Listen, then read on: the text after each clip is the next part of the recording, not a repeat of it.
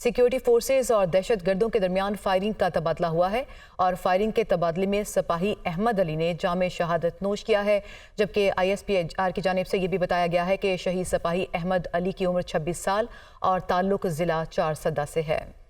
اور یہ بھی بتایا جا رہا ہے ISPR کی جانب سے کہ علاقے میں دہشت گردوں کے خاتمے کے لیے سینیٹائزیشن آپریشن بھی جاری رہے گا اور سیکیورٹی فورسز دہشت گردی کی لعنت کو ختم کرنے کے لیے پرعزم ہے۔ ISPR نے یہ بھی کہا ہے کہ ہمارے بہادر سپاہیوں کی ایسی قربانیاں ہمارے عزم کو مزید مضبوط بناتی ہیں۔ جنوبی وزیرستان سے یہ خبر ہے، سراروغہ کا علاقہ ہے جہاں پہ سیکیورٹی فورسز اور دہشت گردوں کے درمیان فائرنگ کا تبادلہ ہوا ہے اور اس تبادلے میں سپاہی احمد علی نے جام شہادت نوش کیا ہے۔ آگے بڑھتے ہیں، رخ کرتے ہیں سیاسی میدان کا۔ سربراہ JUI مولانا فضل الرحمان نے کہا ہے کہ ہم انتخابات کے لیے تیار ہیں مگر سیاسی جماعتوں کو الیکشن کا ماحول بھی فراہم کیا جائے۔ انہوں نے کہا کہ 2 صوبے بدامنی کی لپیٹ میں ہیں، ان حالات میں الیکشن مہم چلانے میں مشکلات کا سامنا ہوگا۔ مسلم لیگ نون کے ساتھ انتخابی اتحاد کے حوالے سے بات کرتے ہوئے مولانا فضل الرحمان نے کہا کہ نون لیگ کے ساتھ الیکشن سے پہلے اور الیکشن کے بعد اچھے تعلقات رکھنا چاہتے ہیں اور اس حوالے سے ہمارے معاملات بھی طے پا چکے ہیں۔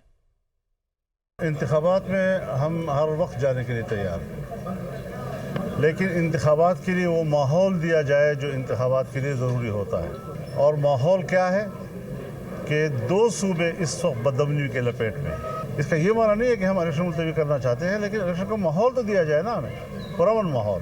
مسلم لیگ کے ساتھ ہماری جو ریلیشنز اب تک رہے ہیں وہ ہم برقرار رکھنا چاہتے ہیں، الیکشن میں بھی اور الیکشن کے بعد بھی۔ اس حوالے سے اتفاق رائے ہو گیا ہے، ہم انتخابی ایڈجسٹمنٹ کریں گے اور ہم ایک دوسرے کو بنیادی اتحادی کے طور پر ایک دوسرے کو کہلانے کے موڈ میں ہیں۔ ایک پارٹی ایک غبارہ تھا اور اس میں ہوا بھری گئی تھی، بس ہوا نکل گئی تو غبارہ ختم ہو گیا۔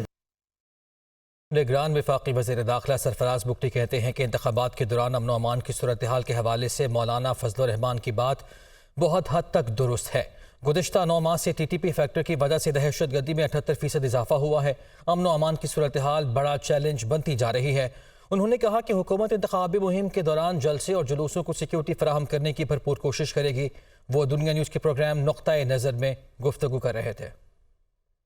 بات مولانا صاحب کی بہت حد تک درست ہے کہ یہ جو لا اینڈ آرڈر کی سچویشن ہے پچھلے 8 مہینوں سے 9 مہینوں سے ایک رائز ہے۔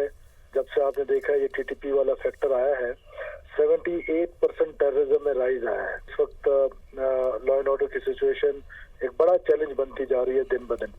جب الیکشن کا ماحول ہوتا ہے تو پولیٹیکل لیڈرز، چاہے وہ مین اسٹریم لیڈرز ہوں یا سیکنڈ ٹیئر لیڈرشپ ہو، یہ سب ایکسپوز ہوتے ہیں، جلسے ہوتے ہیں، جلوس ہوتے ہیں، کمپین ہوتی ہے۔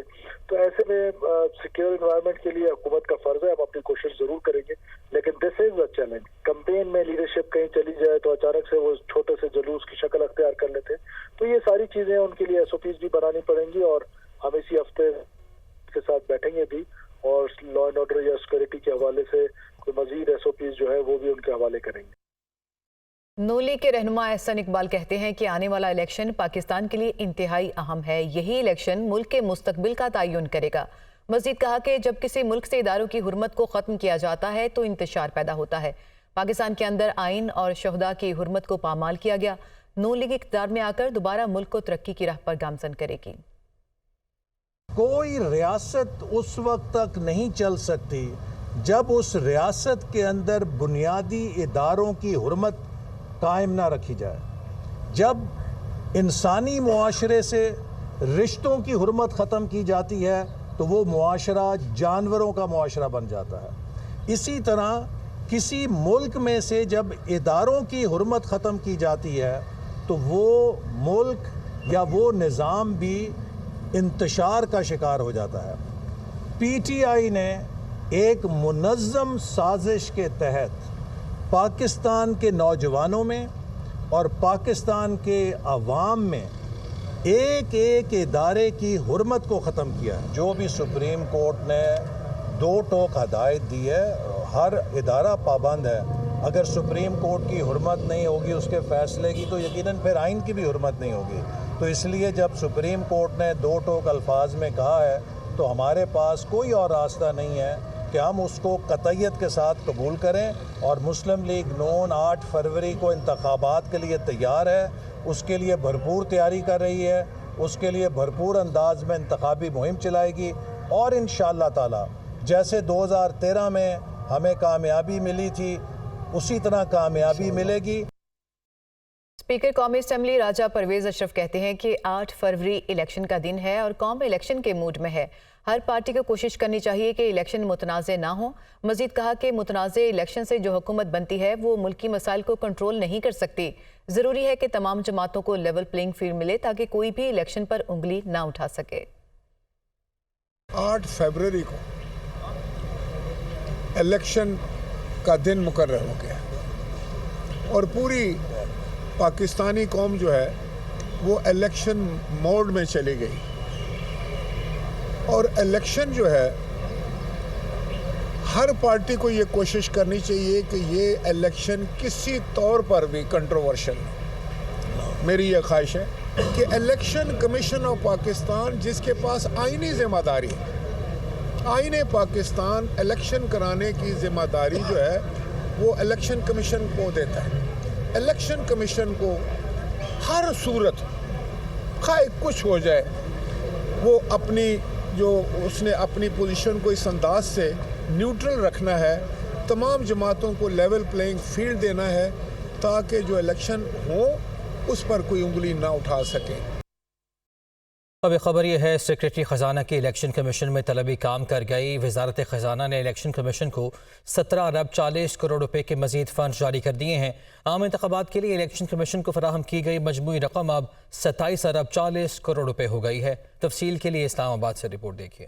انتخابات کے لیے الیکشن کمیشن کو فنڈز کی فراہمی کا معاملہ۔ وزارت خزانہ نے الیکشن کمیشن کو 17 ارب 40 کروڑ کے مزید فنڈز جاری کر دیے۔ عام انتخابات کے لیے جاری مجموعی رقم 27 ارب 40 کروڑ ہو گئی۔ وزارت خزانہ کی جانب سے جاری اعلامیہ میں کہا گیا ہے کہ الیکشن کمیشن کو عام انتخابات کے لیے فنڈز فراہم کیے گئے ہیں۔ حکومت عام انتخابات کے لیے ECP کی ضروریات کے مطابق فنڈز کی فراہمی کے لیے پرعزم ہے۔ جولائی میں پہلے ہی ECP کو 10 ارب کے فنڈز فراہم کیے جا چکے ہیں، جبکہ بجٹ میں عام انتخابات کے لیے 42 ارب کی رقم مختص ہے۔ الیکشن کمیشن کی جانب سے فنڈز کی عدم فراہمی پر سیکریٹری خزانہ امداد اللہ بوسال کو گزشتہ روز طلب کیا گیا تھا، جس پر سیکریٹری خزانہ نے فنڈز کی فراہمی کا یقین دلایا تھا۔ تحریک انصاف کے انٹرا پارٹی الیکشن کی رپورٹ الیکشن کمیشن میں جمع ہوتے ہی نتائج چیلنج کر دیے گئے ہیں۔ انٹرا پارٹی الیکشن کالعدم قرار دینے کے لیے الیکشن کمیشن میں 2 درخواستیں دائر کی گئی ہیں۔ PTI کے بانی رہنما اکبر ایس بابر نے شفاف انٹرا پارٹی الیکشن کرانے تک انتخابی نشان بلہ استعمال کرنے کی اجازت نہ دینے کی استدعا بھی کر دی۔ اسلام آباد سے رپورٹ۔ انٹرا پارٹی الیکشن قانون اور پارٹی آئین کے مطابق نہیں ہوئے۔ PTI انٹرا پارٹی الیکشن کالعدم قرار دیے جائیں۔ الیکشن کمیشن میں درخواست دائر کر دی گئی۔ درخواست PTI کے ممبر اور سابق ڈپٹی سیکرٹری جنرل اسلام آباد راجہ طاہر نواز کی جانب سے دائر کی گئی ہے۔ درخواست میں کہا گیا ہے کہ ڈمی پینل تشکیل دے کر انتخابات کروائے گئے۔ انٹرا پارٹی انتخابات کے لیے شیڈیول جاری ہوا، نہ ہی ووٹرز فہرستیں جاری ہوئیں۔ درخواست گزار خود سیکرٹری جنرل کی نشست پر الیکشن لڑنے کا خواہش مند تھا، تاہم مرکزی سیکریٹریٹ میں کوئی سرگرمی نہیں ہوئی۔ درخواست میں یہ سوال بھی اٹھایا گیا ہے کہ انٹرا پارٹی الیکشن میں منتخب ہونے والے اراکین یا تو اشتہاری ہیں یا قید ہیں، تو ان کے کاغذات نامزدگی کیسے جمع ہوئے؟ الیکشن کمیشن نے بانی چیئرمین PTI کو پارٹی عہدے سے ہٹانے سے متعلق درخواست پر فیصلہ محفوظ کر لیا ہے۔ PTI کے وکیل شعیب شاہین نے کہا کہ انٹرا پارٹی الیکشن کے بعد قانونی طور پر یہ معاملہ اب ختم ہو گیا۔ اسلام آباد سے report. Chief election commissioner Sikandar Sultan Raja کی سربراہی میں 5 رکنی بینچ کے روبرو سماعت۔ بانی چیئرمین PTI کو پارٹی عہدہ سے ہٹانے کی درخواست پر فیصلہ محفوظ۔ چیئرمین PTI کے وکیل شعیب شاہین الیکشن کمیشن میں پیش ہوئے اور موقف اختیار کیا کہ ہم نے انٹرا پارٹی انتخابات کا ریکارڈ الیکشن کمیشن میں جمع کروا دیا ہے۔ قانونی طور پر معاملہ ختم ہو گیا کیونکہ پارٹی کا نیا چیئرمین آ گیا ہے۔ یہ کیس ختم کیا جائے۔ درخواست گزار خالد محمود ایڈوکیٹ نے کہا کہ PTI کے انٹرا پارٹی انتخابات کو کسی نے تسلیم نہیں کیا۔ آپ آرڈر میں لکھ دیں بانی چیئرمین سزا یافتہ ہیں، پارٹی عہدہ نہیں رکھ سکتے۔ چیف الیکشن کمشنر نے کہا کہ بانی چیئرمین PTI نے الیکشن لڑا ہی نہیں، اس میں ہم کچھ نہیں کہہ سکتے۔ میں بشرا بی بی اور غیر شرعی نکاح کیس میں چوتھے گواہ خابر مانیکا کے ملازم محمد لطیف کا بیان قلم بند کر لیا گیا۔ गवाह ने बताया कि साबिक चेयरमैन पीटीआई और बुशरा बीबी के घर आते थे। अदालत ने केस के काबिल समाअत होने या ना होने पर दलाइल तलब कर लिए हैं। इस्लामाबाद से ये रिपोर्ट देखिए।